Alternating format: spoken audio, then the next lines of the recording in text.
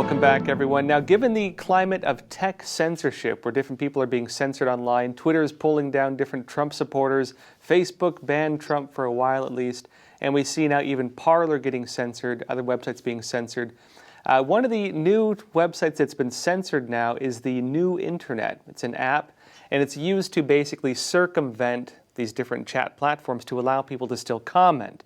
Now, here to speak with us is CEO of the New Internet, Elizabeth Heng. Hey, Elizabeth, great having you on. Thank you so much for having me here today. So I understand you started this new internet platform. Why don't you start by telling us what this is?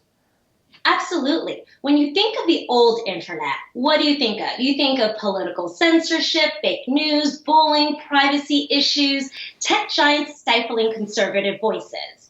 So my team and I decided to launch the New Internet. A no censorship, no fake profiles, no fake news, and we have a ton of privacy solution. The New Internet is it's an internet browser that is no censorship and fights for freedom of speech. And people can go on there and make comments on every single web page online without being censored or deplatformed. And I understand now that there seems different companies have it in their interest now to try to prevent people from knowing about this. PR Newswire and GoFundMe, I understand, have censored you. What happened with this? Correct. Shortly after I launched the New Internet, GoFundMe, I created an account and raising to fight for First Amendment rights and anti-censorship. Without warning, GoFundMe, another Silicon Valley tech giant, decides to shut us down. And I sent a press release objecting to this war on our First Amendment rights through PR Newswire. And PR Newswire responded and said, this is too hot of a topic, and refused to send it. Once again, tech giants and liberal news outlets continue to stifle conservative voices, and this is absolutely unacceptable. I see. So it's too newsworthy for the news, right? Which is absolutely ridiculous to me, right? Yeah. Interesting. Now, I understand you're not new to this game. Back in 2018, you were actually running for Congress. I remember you put out this video talking about your family's story suffering under the Khmer Rouge in Cambodia. And I understand that Facebook and Twitter actually censored that at that time. Why don't you tell us briefly about that as well? Because I remember that was one of the first instances where we saw a video about human rights and political advertising get censored. Yeah, so when I ran back in 2018, I wanted to share my family's story of coming to the United States as legal refugees and living through the American dream.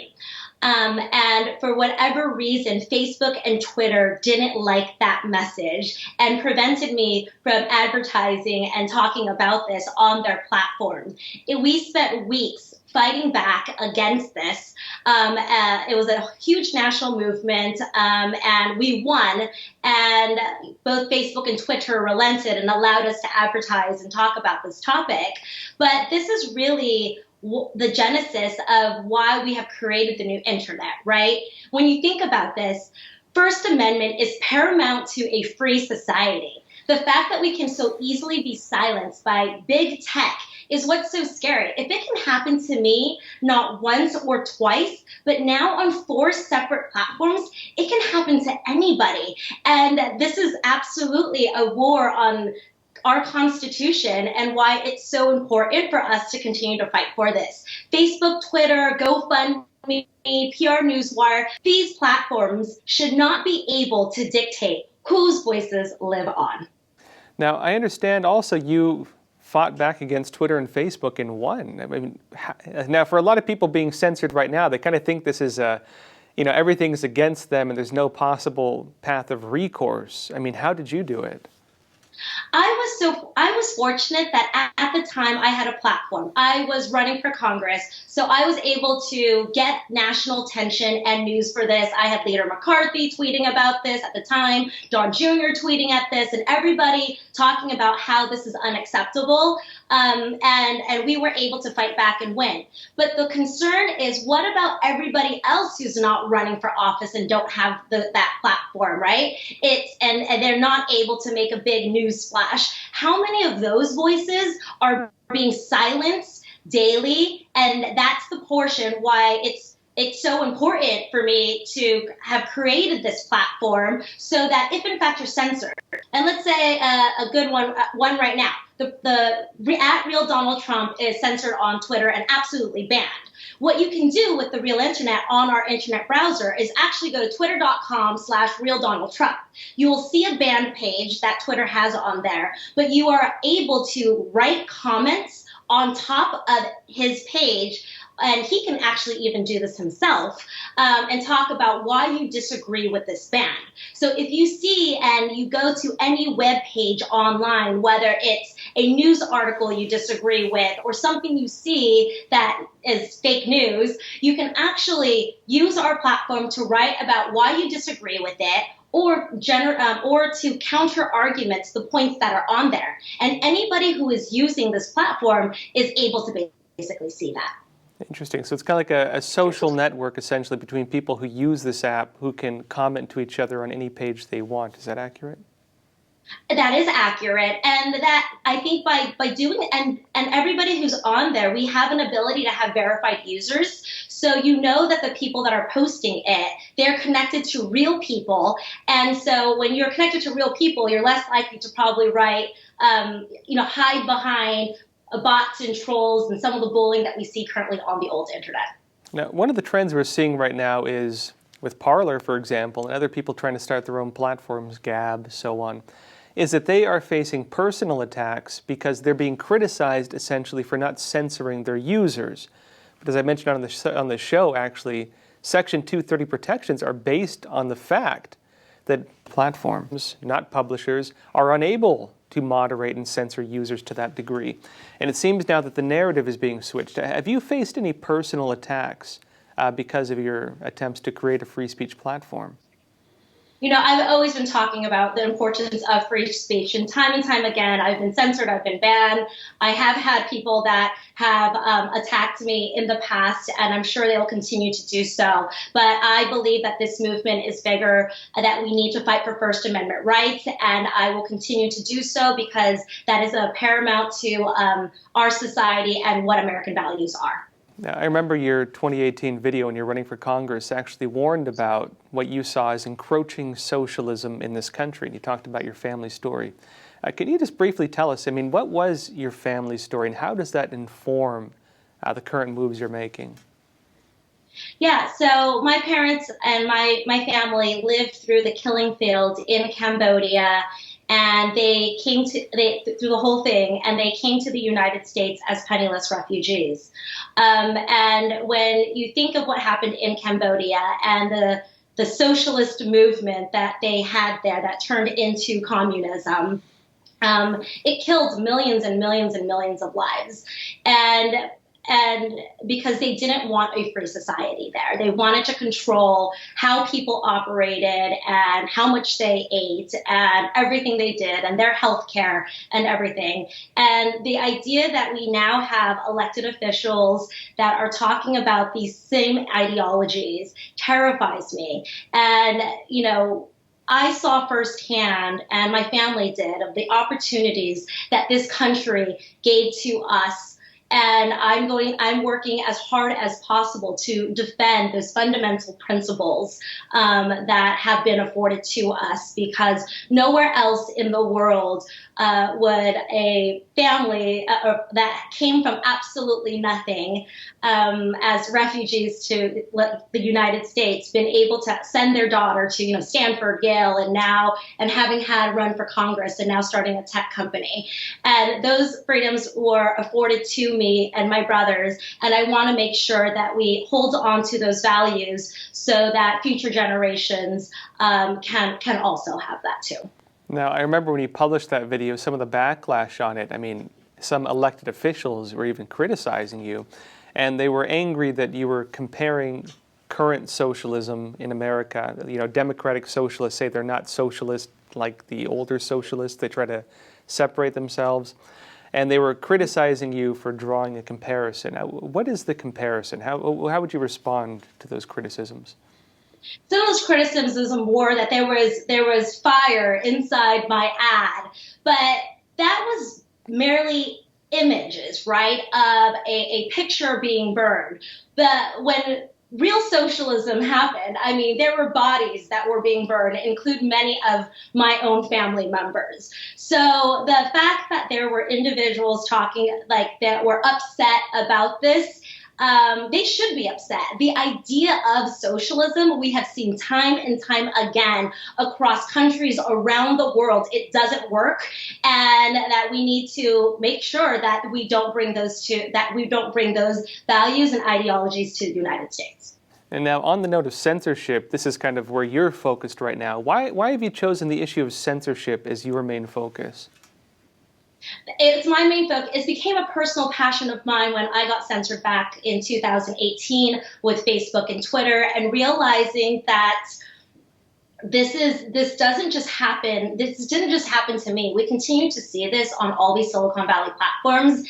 And so by building a team to course correct this, I felt that it is important for us as a society, because we are getting, our conservatives are being canceled at a whole, right? Everyone said that if in fact you don't like Twitter, create your own. We did with Twitter. Now we did with Parler, and now Parler's being canceled. So everywhere we go, we're getting canceled.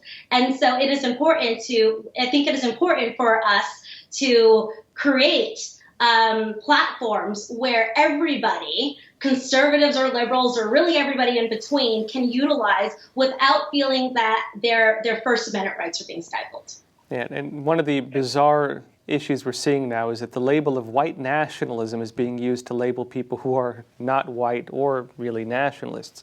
You know, people who, for example, just value traditional values, for example.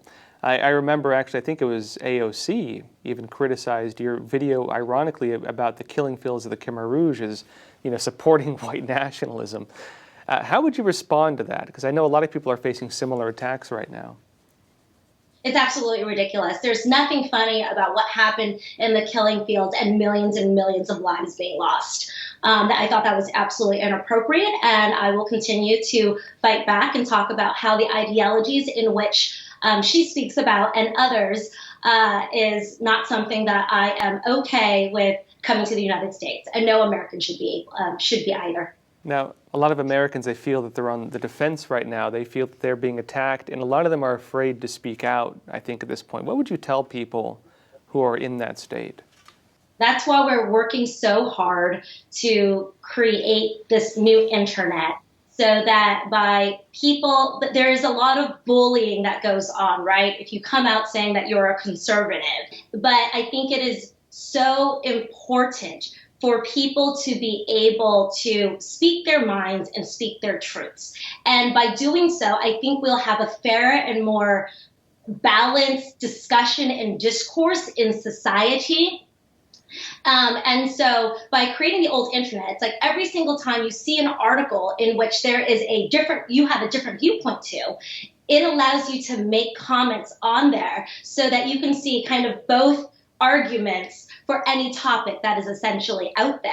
And by having verified users, the good part about that is people aren't able to hide behind sort of fake profiles anymore. So they're going to be, I believe, more willing or more open to having diverse political thoughts and discourse in a civilized way, so that we don't continue to see a lot of the bullying that we continue to see online. And it is my hope in the long run that people will be able to get news from multiple sources, because you decentralize where they get this information from, versus if there is a, say, liberal news outlet, for example, that just solely controls one thought, one viewpoint, and it doesn't allow for other individuals to kind of comment on what the opposing side's viewpoints are to those things. This seems to be the trajectory in terms of news, in terms of political discussion, in terms of even our political system right now,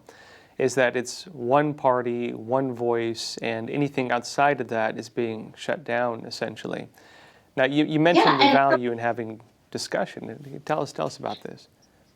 like, that is so important to me. When I went to Stanford and I went to Yale for grad school, there were so many people that came up to me and talked about how thank you so much for making that argument. We wanted to make that similar argument, let's say in my business school, for example, of Milton Friedman and a free society. However, they were terrified to say that because they were scared of being demonized as, racist or sexist or one of those other words that often conservatives are getting pigeonholed into. And I would say that at universities, it is so critical for us to be able to talk about any topics out there, right? Whether it's Marxism or fascism, to debate about these topics. But if in fact we can't have these discussions at universities, how do we expect society to have civil engagement? And so that's why it's so important for me for people to be able to voice their thoughts and opinions in a way that is civilized, and that we're getting different perspectives, right? And I think that when we have these Silicon Valley tech giants that continue to only allow for one of those voices to be heard and they shut down and cancel everybody else, we're not getting a balanced view of the diverse thoughts and perspectives we need to have civil discourse and an open and freer society that we were initially meant to have. And I'm curious too, you mentioned people actually came up to you and talked to you about how they appreciated your views. What were some of the comments you got and what were some of the concerns you saw with them? They, at the time we were arguing topics on Social Security or some topics like that we were reading from, and they were just so scared that if they came out saying that they were conservative, a Yale grad student, that if they came out and said that they were conservative, then they would lose friends or colleagues, or people would think of them differently. And so many of them actually didn't state their opinions and viewpoints in class when we were having class discussions, because they didn't see a benefit to having classmates or others potentially discount them or cancel them. Now, in 2018, when you're running for Congress, of course, you were campaigning on the grounds of basically warning people that socialism could be coming to the United States. Now, 2021, socialism is a mainstream, you see it in all the mainstream news outlets, mainstream narrative being pushed very openly. I guess on one side, how does it feel to see what you warned about essentially coming true? And on top of that, what do you recommend for people based on this? Again, you were trying to run for public office, warning about these things. We're seeing this in full force, right? Right now, I'm based out of California. Governor Gavin Newsom has made an absolutely dismal job of dealing with the coronavirus that we have going on right now with this pandemic. Everything is absolutely shut down. Businesses are struggling.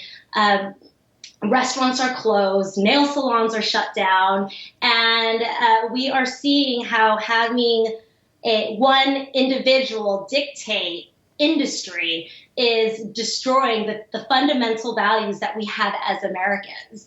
And I encourage those that want to fight back against this to get involved, to go vote, to run for public office, so that to ensure that we have a pipeline built so that future generations and those to come have a free and more open society than we had in 2019, which was only 2 years ago, right? And so it's horrifying to me, honestly, in a lot of ways, and it has given me more encouragement that we need to continue to speak out, create platforms such as the new internet, so that we don't have socialism embedded into our lives and going forward. Now, one thing you've mentioned frequently is the risk of, say, one voice, one party, one leader who dictates everything, trampling on the rights of the individual to decide for themselves. Really, the lack of, ironically, diversity within opinion, within politics, within our ability to choose what we like or dislike in society. Now, is this what you see as kind of the risk of socialism, or is there more to it? I mean, what do you see as the main risk around this, and tell us about it? the main risk, I think, is take away our fundamental freedoms to choose, to think, to be, to act, to even engage with our own family members, right? That's exactly what Governor Gavin Newsom has done, and many other governors across this country have done. And it is absolutely horrifying to me, right? It's how many people you can see within your own household. You know, you are not able to have your Thanksgiving dinner with your mother and your brothers because there's too many people. You can't go outside after 10 p.m. because, we now have a law that if you go outside after 10 p.m., it's illegal. And they're dictating what our fundamental freedoms are, and they're absolutely ridiculous laws. My grandfather actually passed away. We had his funeral about 2.5 weeks ago. And here in California, we're not allowed to have more than 15 people at the burial site, even with masks, outdoors for more than 15 minutes. And that is just ridiculous to me that somebody in Sacramento or in Washington, D.C. would actually dictate such a personal thing in somebody's lives. And this is why it is so critical to fight for those fundamental freedoms and not have government control over every single aspect of our lives. I believe in the people, and the people know, they know that coronavirus is a serious topic, and there are safety precautions that we can do, as have a mask on when you're in public spaces, so that this doesn't spread, but to manage at a government level to tell people how to live their lives, I think is absolutely unacceptable. And seeing all this, what role do you think free speech plays within all this? I think it is incredibly important. It's one of the fundamental values for our country, so that we can vocalize that we are not happy about this, we are upset. These are something that we need to continue to fight for, and every American should fight for, because so many people have died fighting for this, because this is a war on our Constitution. If they can take away First Amendment rights, what other rights are they going to take away? The Second Amendment, the Third Amendment, the list goes on and on. If somebody demonizes that this is one in which it's okay to stifle on, it is absolutely not okay to stifle on, and therefore this is something that I will continue to work with my team on to ensure that every single American is able to voice their opinions, their thoughts, and the things that they choose to do. Now, it's interesting because you've been censored, you've been attacked, you've been criticized, but seeing all this, you've taken kind of the opposite stance that a lot of people are kind of taking right now, where they're kind of keeping their heads down. You've taken it and basically built a company to do something about it. And you've mentioned a lot about your family's history, kind of informing your views and ways of dealing with this. I'm curious, just for our audiences, with you being informed by your family's history, was there anything you were told growing up by your family, having gone through that experience, that really helped you kind of build this character of willingness to stand up against totalitarianism? Yeah, it was really through my parents, and seeing how, growing up, we were poor, but they wanted to give me the life they never had. To kind of give you a backstory, when my parents were young, when the killing fields basically happened, their high school actually became it's full slang, it became the largest concentration camp in all of Cambodia. And just the stories, so they weren't really able to have a formalized education. And my parents wanted to provide that they realized the opportunities that were afforded to them by being selected to come to the United States as refugees and building the American dream. So they put their heads down, they worked really, really hard to provide my brothers the things that they never had. And said how school was important, get a good paying job, be a good citizen, be a good person. And I held on to those values and saw them kind of create their American dream, where, their daughter went to college and has been able to be successful in both the public and private sector. And they instilled in me that through hard work and determination, you can really accomplish anything you set your mind to. And so those were the values that I have always held on to, that if my parents can come from a country that was war-torn to the United States, learn a new language and a new way of life, and create, and raise great children to do good for the world. The very least that I can do is to take those opportunities and make sure that our country maintains that, so that other individuals will have those opportunities. Because I really do believe that nowhere in the world would this have been possible. And so it is instilled in me that I want to continue to fight for this. I want to make sure that future generations have that opportunity. Now, just last question. People are being censored right now. The President of the United States was censored and now is trying to get a platform once again. People are worried that they're going to be targeted by the government at this time. There's a lot of fear, I think, in society. And I'm curious now, just as a last question, when it comes to the situation people are in, when it comes to the platform you're launching, if you're to tell people one thing, what would it be? Always speak your voice and be unapologetic about that. Be who you are, because that is one of the fundamental things that have been given to us as Americans and people. And so I ask everybody to go to thenewinternet.com, download our app, and because we are going to focus on censor-free, real people with real freedoms. And I'm excited about that, and I hope you join our cause with the new internet. It's censor-free, real people, real freedoms. It course corrects all the problems of the old internet, of the political censorship, fake news, bullying, privacy issues, tech giants stifling conservative voices. Join me to build the next wave.